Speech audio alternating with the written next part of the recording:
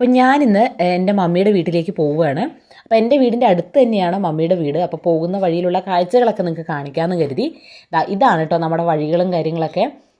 ഇവിടെയൊക്കെ തോട്ടങ്ങളാണ്, റബ്ബർ തോട്ടങ്ങളുണ്ട്. അതുപോലെ തന്നെ ഇവിടെയൊക്കെ കുറച്ച് വാഴകളും കാര്യങ്ങളൊക്കെ ഉണ്ട്. പിന്നെ ഒരു കുഞ്ഞു തോട് ഇതിൻ്റെ സൈഡിലൂടെ ഒഴുകുന്നുണ്ട്. അത് ഒഴുകി ഈ വഴിയിലൂടെ എത്തുന്നുണ്ട്. ഇതിപ്പോൾ നമ്മൾ പോകുന്ന വഴിയിൽ സൈഡിൽ കാണുന്ന ഒരു കുഞ്ഞു തോടാണ്. രണ്ട് തോടുകൾ, കുഞ്ഞു തോടുകൾ ചേർന്നിട്ട് ഈ ചെറിയ തോട്, അത് കഴിഞ്ഞ് അതൊരു വലിയൊരു തോട്ടിലോട്ടൊക്കെ പോകും. അപ്പോൾ അതുണ്ടോ, അതിങ്ങനെ പോയിട്ട് ഒരു വലിയ തോട്ടിൽ, ആ തോടൊക്കെ ഞാൻ കാണിച്ചു തരാം. അപ്പം ഞാനും കുഞ്ഞാറ്റിയും കുഞ്ഞൂട്ടനും കൂടിയാണ് പോകുന്നത്.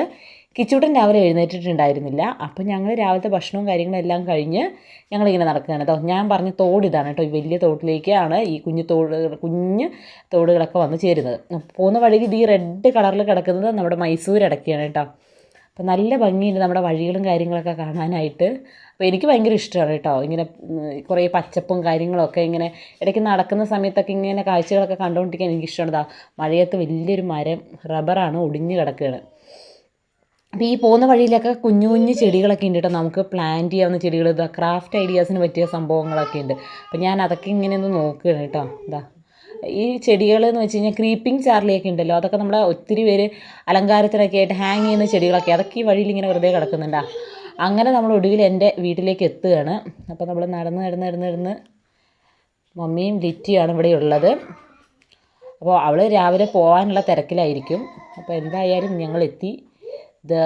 മനോഹരമായിട്ട് തുണികളെല്ലാം വിരിച്ചിട്ടുകൊണ്ട് ഞങ്ങളെ വരവേൽക്കാനായിട്ട് അവളെ സെറ്റപ്പൊക്കെ ചെയ്തിട്ടുണ്ട്.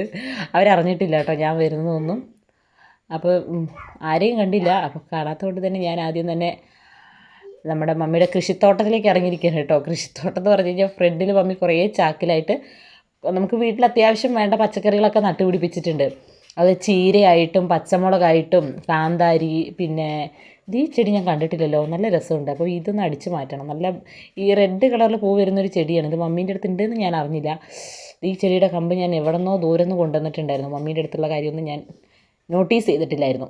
ഓക്കെ, അപ്പോൾ ഇതൊക്കെയാണ് എൻ്റെ മമ്മിയുടെ കൃഷി. പിന്നെ ഈ ചേമ്പ് എനിക്ക് ഭയങ്കര ഇഷ്ടമുള്ള ചേമ്പാണ്. ഈ ചേമ്പ് ഇത്രയും പൊക്കമായിട്ടുണ്ട്. അപ്പോൾ ഇടയ്ക്ക് ഞാനിവിടെ വന്ന് ഇതൊക്കെ അരിഞ്ഞുകൊണ്ട് പോകുന്നതായിരിക്കും. എൻ്റെ സ്ഥിരം കലാപരിപാടികളിലൊന്നാണ് ഇവിടെ വന്നിട്ടുള്ള ഈ ചെടികളും കാര്യങ്ങളൊക്കെ എടുത്തുകൊണ്ട് പോകുക എന്നുള്ളത്. ചീരയും അതുപോലെ പച്ചമുളക്, പയർ, മത്തൻ്റെ ഇലയൊക്കെ ഉണ്ട്. അപ്പോൾ അതൊക്കെ ഞാൻ ഇവിടെ നിന്ന് ഇങ്ങനെ കൊണ്ടുപോകാറുണ്ട്. കുഞ്ഞൂട്ടൻ വന്നതേ വണ്ടിയിൽ കയറി. കുഞ്ഞാറ്റ പിന്നെ ഫോൺ കിട്ടാനുള്ള ആഗ്രഹത്തിനാന്ന് തോന്നുന്നുണ്ട് അവിടെ ഇരുന്ന് ചിരിക്കുന്നൊക്കെ ഉണ്ട്. പിന്നെ ഇവർ തമ്മിലുള്ള സൗഹൃദ സംഭാഷണങ്ങളൊക്കെയാണ്. അങ്ങനെ അതെല്ലാം കഴിഞ്ഞ് ഞങ്ങൾ ചെറിയൊരു ചായ കുടിയൊക്കെ കഴിഞ്ഞ് ഇങ്ങനെ ഇരിക്കുകയാണ്. ഇതാണ് ലിറ്റിയുടെ